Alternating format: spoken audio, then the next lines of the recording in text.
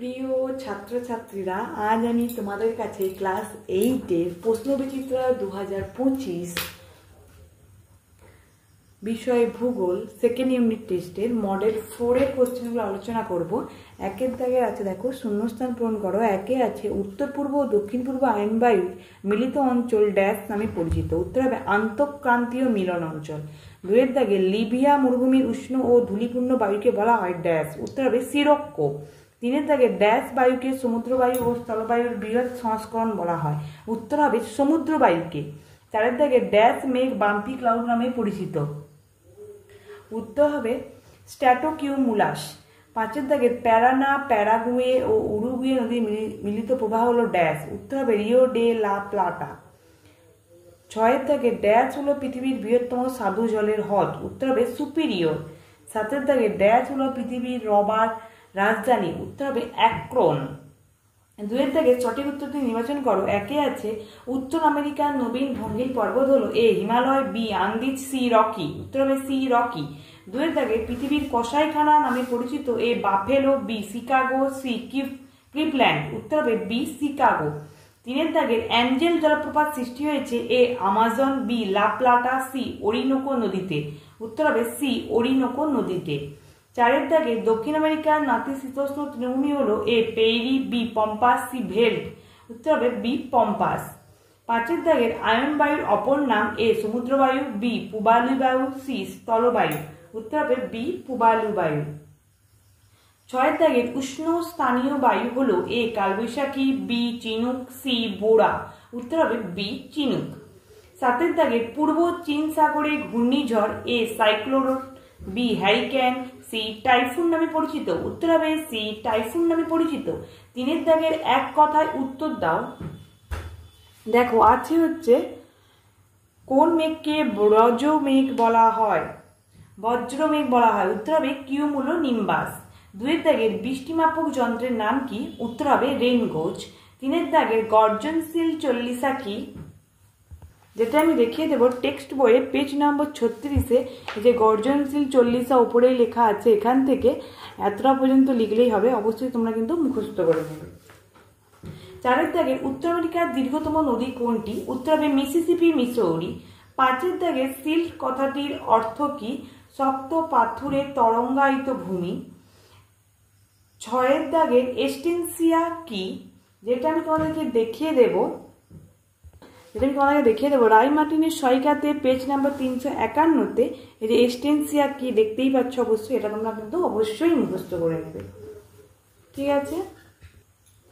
চারের দাগে শুদ্ধ আর অশুদ্ধ লিখতে বলছে। একে আছে দক্ষিণ আমেরিকার ক্রান্তীয় বৃষ্টি অরণ্য সেলভা নামে পরিচিত, শুদ্ধ। দুয়ের দাগের কানাডিয়ান সিল্ট অঞ্চলের হ্রদগুলি বায়ুর ক্ষয়কার্যের ফলে গঠিত হয়েছে, এটা হবে শুদ্ধ।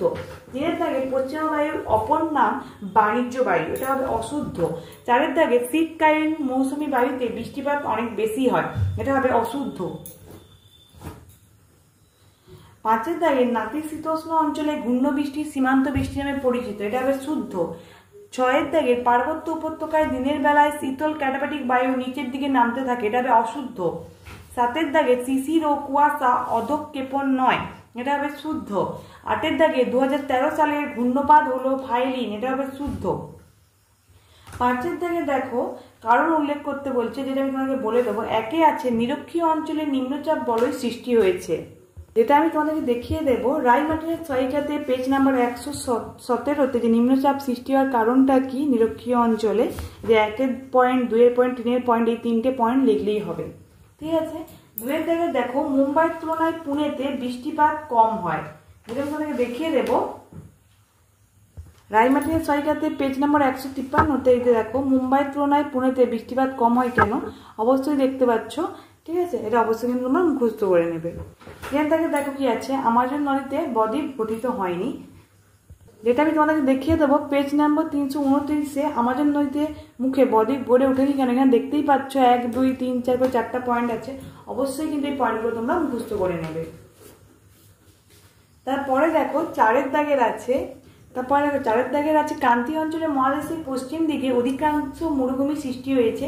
এটা আমি তোমাকে দেখিয়ে দেবো টেক্সট বইয়ের পেজ নাম্বার 101। এই দেখো এই ক্রান্তীয় অঞ্চলে পশ্চিম প্রান্তে মরুভূমি সৃষ্টি হয়েছে কেন, এখান থেকে এতটা পর্যন্ত উত্তর লিখলেই হবে টেক্সট বইয়ের 101 পেজে। ঠিক আছে, অবশ্যই তোমরা মুখস্থ করে নেবে। 5 দাগে আছে দেখো সেলভারণ্যকে পৃথিবীর ফুসফুস বলা হয়, যেটা আমি তোমাদেরকে টেক্সট বই থেকে দেখিয়ে দেবো 104 নম্বর পেজে। এখান থেকে এতটা পর্যন্ত মুখস্থ করলেই হবে। ঠিক আছে, তারপরে দেখো 6 দাগে আছে পেইরি তৃণভূমিতে প্রচুর গম উৎপন্ন হয়, যেটা রায়-মার্টিনের সহায়িকাতে পেজ নম্বর 276। এখান থেকে এতটা পর্যন্ত লিখলেই হবে, অবশ্যই তোমরা কিন্তু মুখস্থ করে নেবে। ঠিক আছে, তারপরে দেখো 6 দাগের আছে 1 কোশ্চেন পৃথিবীর চাপ বলয়ের সঙ্গে নিয়ত বায়ুপ্রবাহের সম্পর্ক চিত্র সহ আলোচনা করো, যেটা আমি তোমাদেরকে দেখিয়ে দেবো রায়-মার্টিনের সহায়িকাতে 111 পেজে। দেখছো একই কোশ্চেন নিশ্চয়ই, এটা তো পুরোটাই লিখতে হবে, এমনকি ছবিটা তো অবশ্যই আঁকতে হবে, সঙ্গে এপাশেও দেখো আছে, অবশ্যই তোমরা কিন্তু মুখস্থ করে নেবে। তারপরে দেখো 2 দাগের আছে চিত্র উদাহরণ সহ শৈলেতকে বৃষ্টিপাতের উৎপত্তি আলোচনা করো, এটা আমি তোমাদেরকে দেখিয়ে দেবো টেক্সট বইয়ের পেজ নম্বর 47-এ। এখান থেকে এতটা পর্যন্ত কিন্তু লিখতে হবে পুরোটা, সঙ্গে কিন্তু অবশ্যই ছবি দিতে হবে, কারণ ছবি দিলে কিন্তু নাম্বার কিন্তু অবশ্যই কিন্তু একটু ভালো পাওয়া যায়।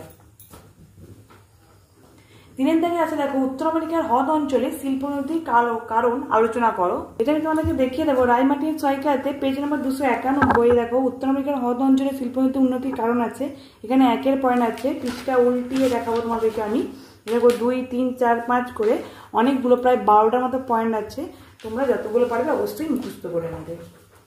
ঠিক আছে, তারপর 4 দাগে দেখো দক্ষিণ আমেরিকার জলবায়ুর বৈচিত্র্যের কারণগুলি বর্ণনা করো, এটা আমি তোমাদেরকে দেখিয়ে দেবো টেক্সট বইয়ের পেজ নাম্বার 101-এ।